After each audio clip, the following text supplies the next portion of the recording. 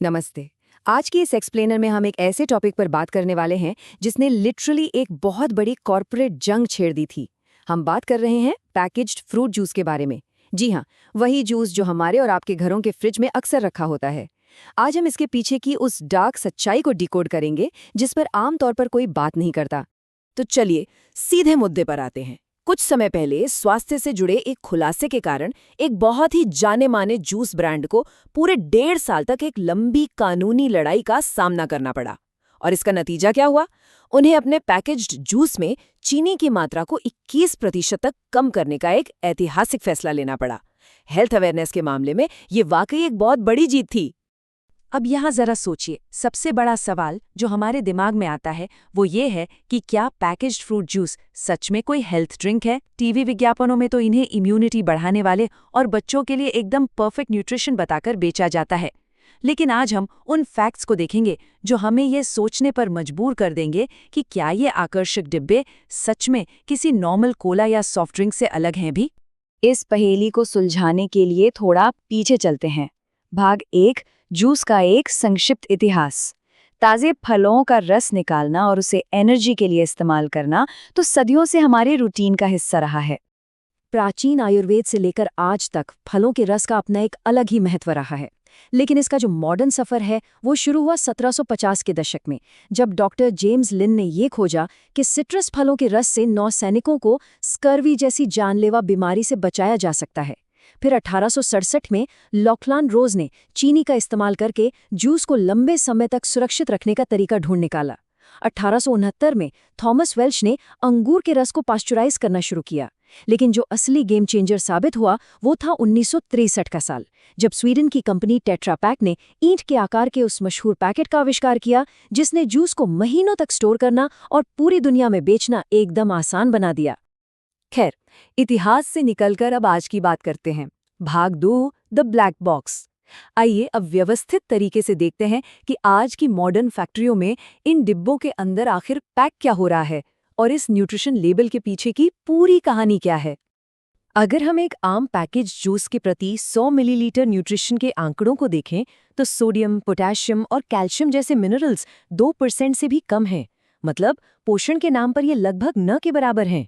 हाँ, vitamin C का आंकड़ा 75% जरूर दिखता है, लेकिन सच कहूं तो इतना विटामिन सी तो आपको सिर्फ आधा ताज़ा संतरा खाने से ही मिल जाएगा।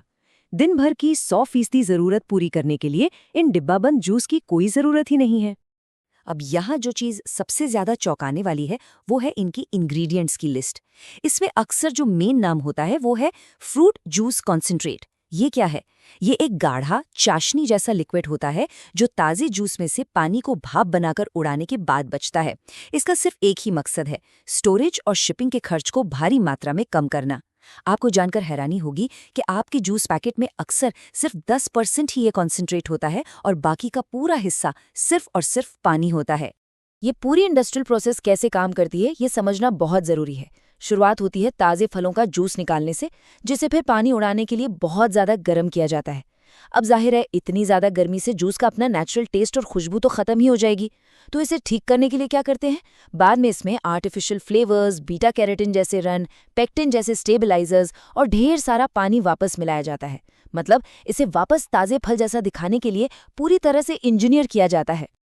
और इसी कॉम्प्लेक्स मैन्युफैक्चरिंग प्रोसेस से निकल कर आती है एक बहुत बड़ी प्रॉब्लम। भाग 3, अतिरिक्त चीनी की समस्या। यहीं पर इस तथाकथित हेल्थ ड्रिंक के छुपे हुए खतरे सबसे साफ तरीके से सामने आते हैं। अब इस डेटा को देखिए, ये सच में हैरान करने वाला है।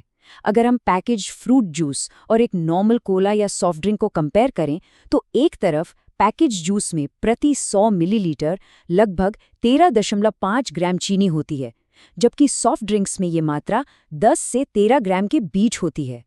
इसका सीधा सा मतलब ये है कि जिस जूस को हम हेल्दी समझकर पी रहे हैं उसमें कभी-कभी एक साधारण कोला से भी ज्यादा चीनी होती है ना अजीब?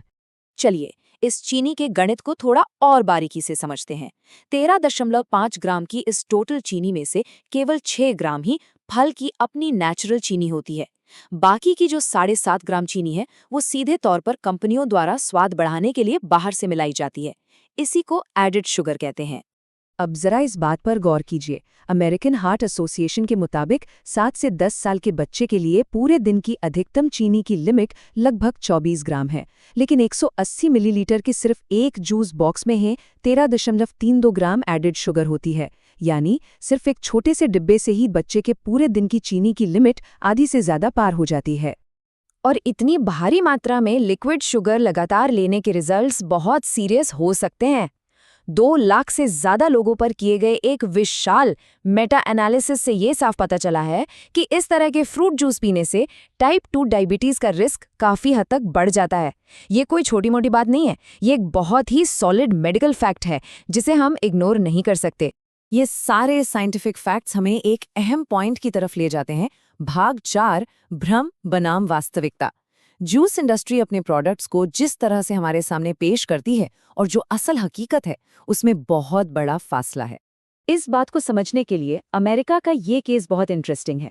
साल 2011 में एंजेलिना लुइस नाम की एक महिला ने एक मशहूर जूस ब्रांड के खिलाफ भ्रामक विज्ञापन का मुकदमा कर दिया था।